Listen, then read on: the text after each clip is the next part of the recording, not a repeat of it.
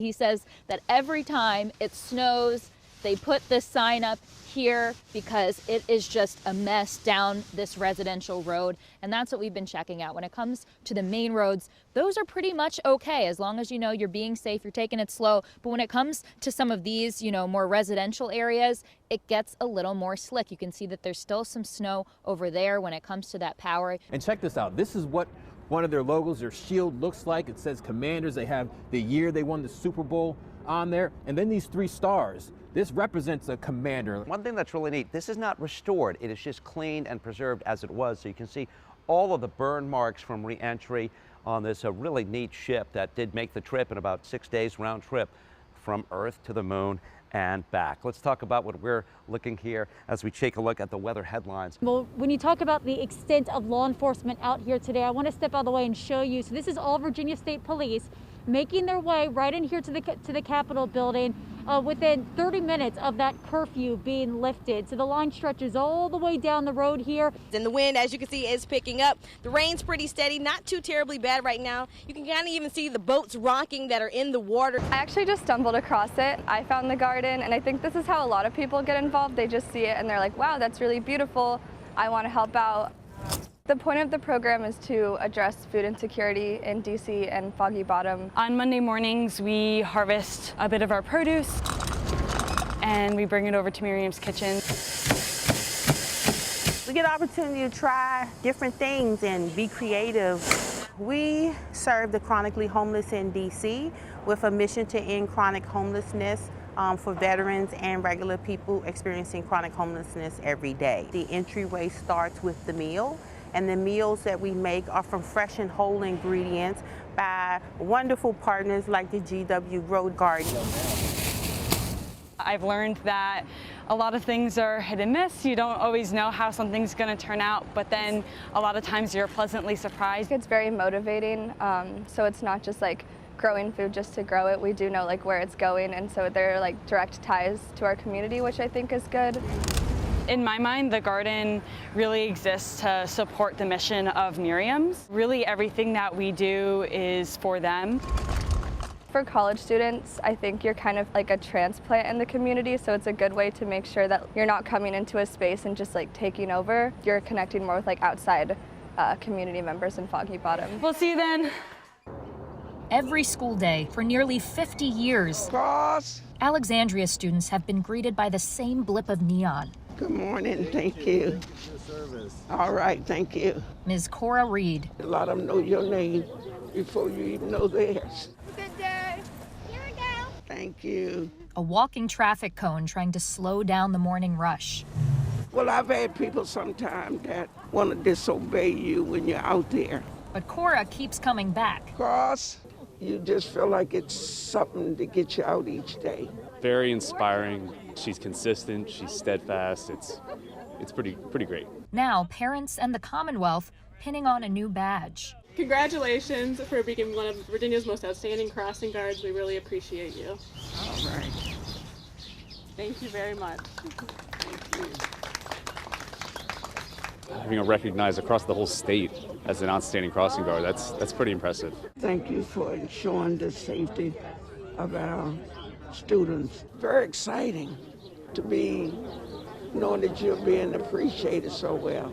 Boy, is she. Thank you, Miss Reed. Thank you. Thank you. Don't worry, though. This celebration isn't her swan song. Good morning. Ms. Cora Reed will be assuming the position at Gibbon and St. Asaph Streets. As long as I can stand up and do it. In Alexandria, Cross, good morning. Jess Arnold, WUSA 9. It's like hard feeling, that you all did that for me, and I want to thank you so very, very much. My name is John Peter Buck Matthews.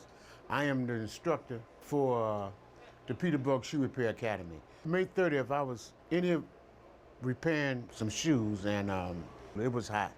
So I went outside to sit on the steps. That's the only thing I remember. He and I was sitting down, the other gentleman was standing up, and he just fell out. We were literally having a conversation, me and you. Okay. And I handed you a paper, okay. And then all of a sudden, you just start seizing. And I just remember my little sister having a seizure when she was younger and what to do, and I just went with that. Well, you know what? And that's the first time I heard what's happening to me, because I'm thinking something else. Now you know your rhythm.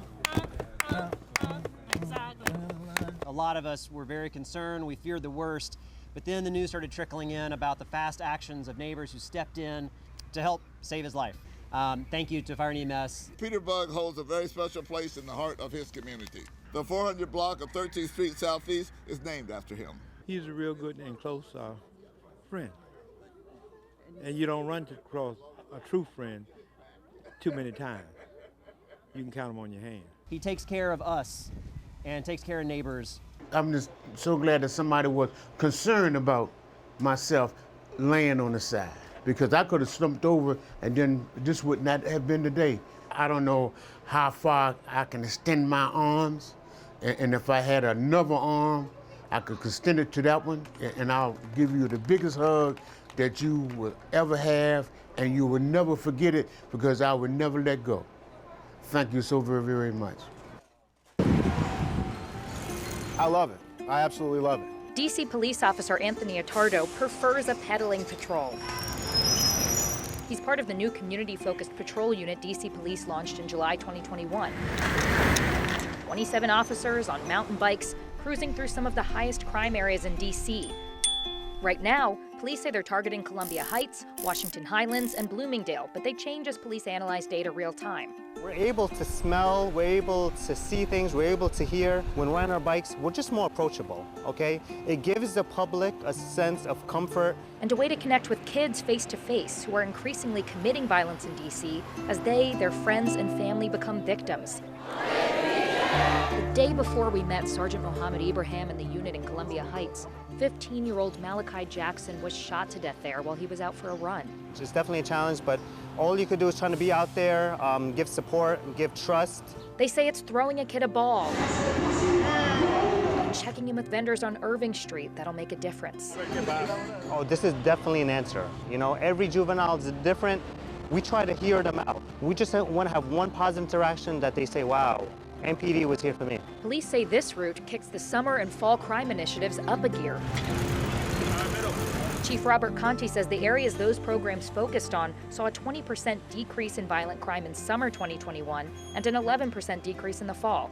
Some of our officers, they caught a robbery. Our officers also made an arrest for an assault. Just from our presence being out there, we've made some great cases. Police say they don't have the stats yet on the unit's impact, but these officers say they see the success every day. Well, when the neighborhood and the community ask for you specifically, that's always a good feeling to have. Come on, like, hey, officer, you know, and they'll stop, they'll ask you questions, they'll engage with you. I love to be here. I love to engage with the community. If we could make one difference in someone's life, I'm happy with that. So in communities rattled by violence, they all continue to peddle peace.